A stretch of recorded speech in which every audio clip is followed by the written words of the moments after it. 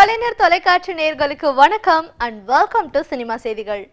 இந்த வாரமும் சினிமா செய்திகள் நிகழ்ச்சியில தமிழ் சினிமால கடந்த சில தினங்கள்ல நடந்த படப்பூஜைகள், பத்திரிகையாளர் சந்திப்பு, இசை வெளியீட்டு விழா, ஷூட்டிங் ஸ்பாட் எல்லாத்தையுமே காட்சிகளா பார்த்து ரசிக்கலாம்.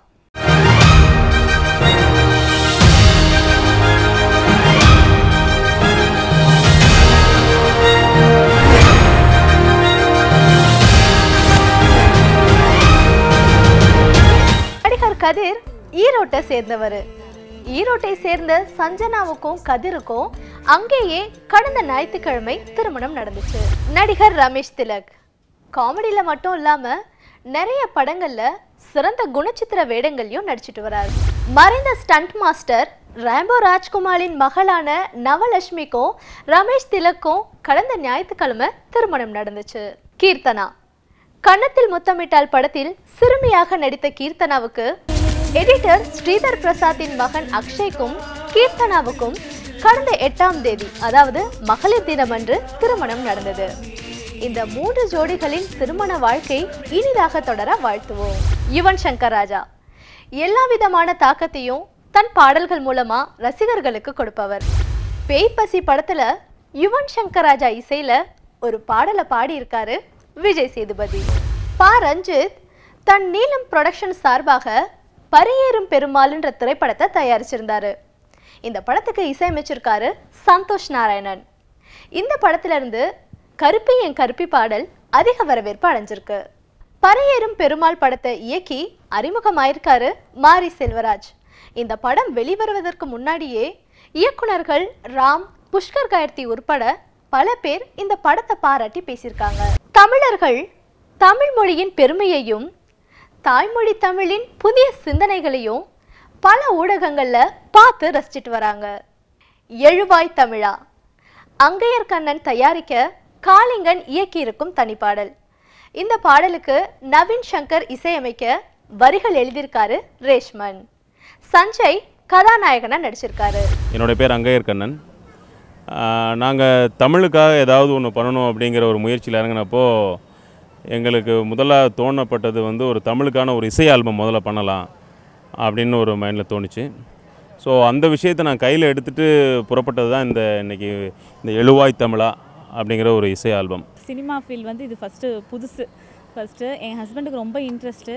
சரி தமிழுக்காக ஏதாவது பண்ணணுன்னு சரி முதல்ல எங்களுக்கு இந்த வாய்ப்பு அமைஞ்சதே எனக்கு ரொம்ப சந்தோஷம். என் பசங்களை வச்சு தமிழ் ஆல்பம் பண்ணணும், எங்களால் முடிஞ்சதை நாங்கள் எடுக்கணும்னு ரொம்ப முயற்சி பண்ணி இது எடுத்திருக்கோம். நான் இசையமைப்பாளர் நவீன் சங்கர் பேசுகிறேன். அந்த எழுவாய் தமிழ் ஆல்பத்தோடைய இசையமைப்பாளர்னா இந்த சாங்கை பற்றி சொல்லணுன்னா முழுக்க தமிழுக்காக தமிழை பற்றி எடுக்கப்பட்ட ஒரு ஆல்பமு.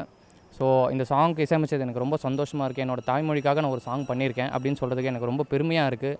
நான் ரக்தாக்ஷ். இந்த எழுவாய் தமிழா அப்படின்ற இந்த தமிழுக்கான இசை ஆல்பமில் ஒரு பங்காக இருக்கிறது எனக்கு ரொம்ப சந்தோஷமாக இருக்குது. என் பேர் ஹர்னிஷ். நான் இந்த இசைத்தட்டை நடித்திருக்கிறேன். எனக்கு இதில் ரொம்ப தமிழ் மேலே பற்று இருக்கிறதுனால தான் இந்த இசைத்தட்டில் நான் நடிச்சிருக்கேன். எனக்கு ரொம்ப பெருமையாகவும் இருக்குது நான் ஒரு தமிழனாக இருந்து இந்த ஆல்பத்தில் நடித்ததுக்கு. என் பேர் சஞ்சய். இந்த தமிழ் மீது இருக்கிற பற்றுனால தான் இந்த ஆல்பத்தை பண்ணியிருக்கேன். எனக்கு ரொம்ப பெருமையாக இருக்குது இந்த ஆல்பத்தில் நான் கலந்துக்கிட்டது. தாய்பூமியை தலை நிமிரச் செய்யடா, நம்ம தாய்பூமியை நம்ம நிமிரணுங்க. என் பேர் ரேஷ்மன் குமார். எழுவாய் தமிழா இந்த பாடலை நான் எழுதியிருக்கேன். இது தமிழுக்குன்னு நான் பண்ணுற 2வது சாங். இதுக்கு முன்னாடி தமிழுக்கு தலைவணங்கும் சொல்லிட்டு ஒரு பாடல் பண்ணோம். இது எங்களோட 2வது படைப்பு தமிழ் பற்றி. தாய் பூமியை தலை நிமிரச் செய்யடா, தமிழ் காவலன் வழியின் வம்சம் நாமடா என்று இந்த பாடலை நான் துவங்கியிருக்கிறேன். தமிழுக்காக நாங்கள் பண்ணியிருக்க ஒரு சிறு முயற்சி. ஆக்சுவலாக தமிழை வளர்க்கணும் அப்படிங்கிறது நம்முடைய எல்லாருடைய நோக்கமும். தமிழ் மேலே பற்று இருக்கணும், தமிழ் மேலே வெறி இருக்கக்கூடாது அப்படிங்கிறது ஒரு நல்ல நோக்கமாக இருந்தால் நல்லாயிருக்கும். ஆக்சுவலாக தமிழுங்கிறது நம்மளுடைய அடையாளம், நம்மளுடைய பண்பாடும் கூட.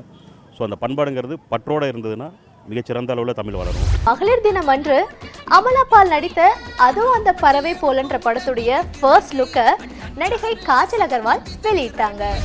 மருது பாண்டியன் இயக்கத்தில் சசிகுமார் நடித்து முடித்திருக்கும் திரைப்படம் அசுரவதம்.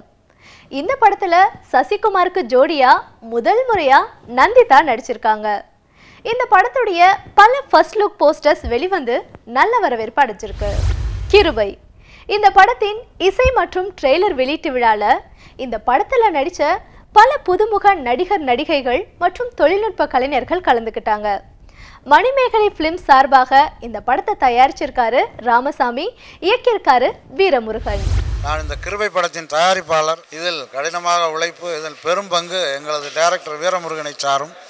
இதை தவிர மற்ற கலைஞர்களும், இசை அஸ்வின், விக்கி அவர்களும், இதை தவிர தொழில்நுட்ப கலைஞர்கள் மற்றும் ஹீரோ ஹீரோயின் அனைவரும் இதில் நல்லபடியாக பங்கேற்று உழைத்திருக்கிறார்கள். First debut film in Tamil film industry. நான் வந்து தெலுங்குல ஒரு 3 படம் பண்ணிட்டேன். 2 படம் ரிலீஸ் ஆகிடுச்சு. 3வது படம் இட்ஸ் அபவுட் டு ரிலீஸ். என்னோடய தமிழ் நார்மல் தமிழ் பேசுகிறதே எனக்கு கொஞ்சம் கஷ்டமாக இருந்துருச்சு.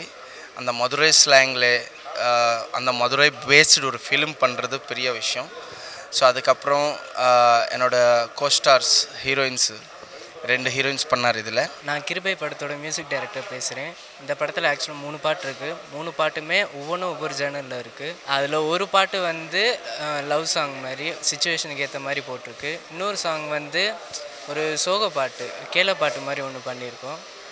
இன்னொரு சாங் வந்து ஒரு டிவோஷனல் சாங் மாதிரியே தான் இருக்கும். அந்த லிரிக்ஸ் ஃபுல்லாக எழுதுனது. ஹீரோக்கு ஃப்ரெண்டாகவும் ஒரு சில சீன்ஸில் நடிச்சிருக்கேன். இந்த மூவி வந்து நாங்கள் வந்து ரொம்ப கஷ்டப்பட்டு ஃப்ரெண்ட்ஸ் எல்லாமே சேர்ந்து, அதாவது ஒரு ஃபேமிலியாக வந்து ஒர்க் பண்ணி இந்த மூவியை உருவாக்கியிருக்கோம். கிருபை படத்துக்கு வந்து சாங்ஸ் எல்லாமே நல்லா வந்திருக்கு. மூவியும் சூப்பராக வந்திருக்கு. ஸோ இந்த மூவி வந்து நெக்ஸ்ட் மந்த் ரிலீஸ் ஆக போகுது. மூவி நல்லாவே வந்திருக்கு.